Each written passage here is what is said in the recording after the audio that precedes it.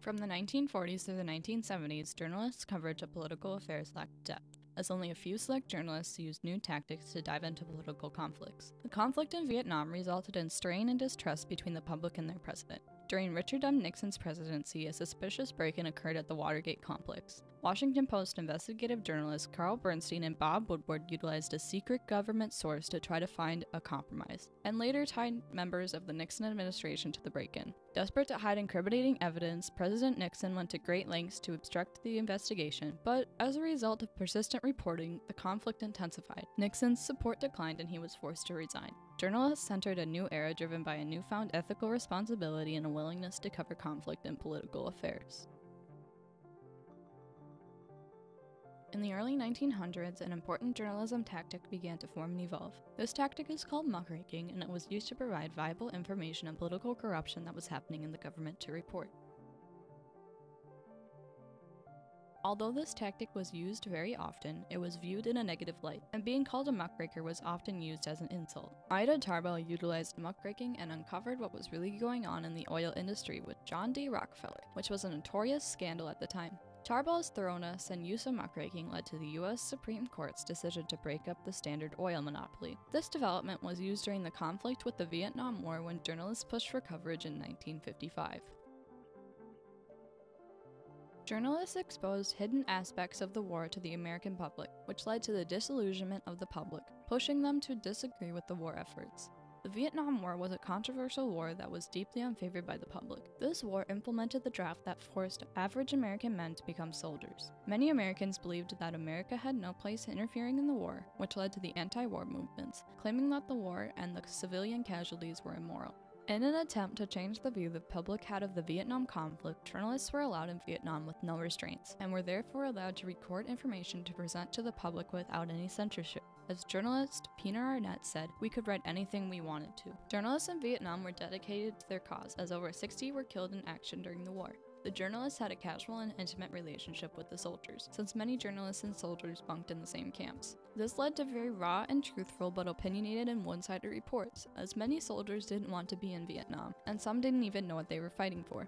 This view of the war was published in the press from journalists, leading Americans to sympathize with the uninspired soldiers and began doubting their government. Because of journalists' coverage, the U.S. government's attempt to change the view of the public backfired. Instead, the American public's view of conflict in Vietnam worsened, largely because the U.S. government tried to maintain that things in Vietnam were going smoothly, but that was invalidated by the journalists who were on the field and would know firsthand what was really going on. That the American soldiers did not have the upper hand, they were led to believe they would. President Richard Nixon hated the press and reporters in Vietnam, and their incessant coverage and use of muckraking, going as far to say, in the short run, it would be so much easier, wouldn't it, to run this war in a dictatorial way, kill all the reporters, and carry on the war. However, the reporters remained. The coverage led the public to a greater disillusionment and distrust between the government. For journalists, however, the coverage and commitment was inspiring, and gave courage to new journalists. This newfound courage was used to address the injustice with Daniel Ellsberg and the Pentagon Papers in 1971. Daniel Ellsberg risked imprisonment by releasing papers containing sensitive information about America's decisions during the Vietnam War. The Nixon administration was determined to quiet Ellsberg before things got out of hand. An early assignment was to destroy the reputation of Daniel Ellsberg, who had provided the Pentagon Papers, a secret history of the Vietnam War, to the news media in 1971. However, the Nixon administration was unable to keep the documents secret because of the journalists who were reporting on the story. Soon, the public knew about Ellsberg and the Pentagon paper. When questioned why he risked prison to reveal the documents, Ellsberg answers, "I believed that the pattern of secret threats and escalation needed to be exposed because it was being repeated under a new president, that president being Nixon." The scandal caused a rift between the otherwise steady relationship between the president and the public. Distrust began to brew amongst the people. A year later, in 1972, during President Richard Nixon's re-election campaign, evidence of door locks being taped and phone lines being tapped pointed to a suspicious break-in occurring at the Watergate complex. It was later unearthed that recording devices and tapes had been planted in the complex. Two young journalists, Bob Woodward and Carl Bernstein of the Washington Post, were asked to cover this break-in, which they did with vigor, saying that they had this responsibility to give proper coverage and inform the public of what was happening. Woodward and Bernstein's dedication and coverage of the scandal brought to light the corruption happening in the government. Woodward and Bernstein would write a piece and it would flare up. The journalists worked around Nixon's restrictions about the press being on the White House grounds and followed every lead they had. Every time the two wrote a piece, Donald Graham recalls, there was a line of cabs and cars outside the paper of people waiting to buy the first edition. People wanted to read it that moment. During their investigations, an anonymous source calling himself Deep Throat approached the two journalists with crucial information about the money trails leading to Nixon's administration. Because of this, Deep Throat, later revealed to be FBI official Mark felt it was his ethical responsibility to out the president for his corruption, and thus compromised by informing Woodward and Bernstein about the scandal himself. Nixon viewed the press as his enemy. This resulted in many attempts to avoid conflict and cover his tracks, from lying to obstructing evidence, all of which failed. Nixon did not believe that obstructing the investigation, tampering with evidence, and paying people off was a crime. Well, when the president does it, that means that it is not illegal. After Woodward and Bernstein and the press, inspired by the journalist's dedication, presented enough viable information to pinpoint the break-in to Nixon's administration, President Nixon was given a chance to compromise and admit his corruption to the public once again. However, President Nixon never took the opportunity and instead continued in his attempts to hide his ties to the break-in. On July 24th, the Supreme Court ruled 8-0 that Nixon would have to turn over the secret tapes, demanded by the Watergate special prosecutor. Nixon refused and, in a desperate last-ditch effort, abolished the office of Special Watergate Prosecutor Archibald Cox. Previously, Nixon asked his Attorney General John Mitchell to fire the prosecutors before there was too much incriminating evidence for Nixon to escape charges. Mitchell refused and resigned, and Deputy Attorney General William Ruckelshaw followed Mitchell's lead. Here, Nixon's reign began rapidly spiraling downwards. On October 20th, 1973, the newspapers across America blared with headlines about the resignations, referred to as the Saturday Night Massacre, where journalists used their skills to cover the resignations and fate of the Watergate prosecutors, to make this information available to the public. Nixon's attempts to find a compromise to hide his ties to the break-in raised suspicion by obstructing the investigation, firing prosecutors, and accepting the resignations of his attorney and deputy generals, causing himself to appear guilty by fighting against the press. This gave the journalists covering the scandal an easy way to broadcast Nixon as corrupt and prove that Nixon needed to be punished for his crimes.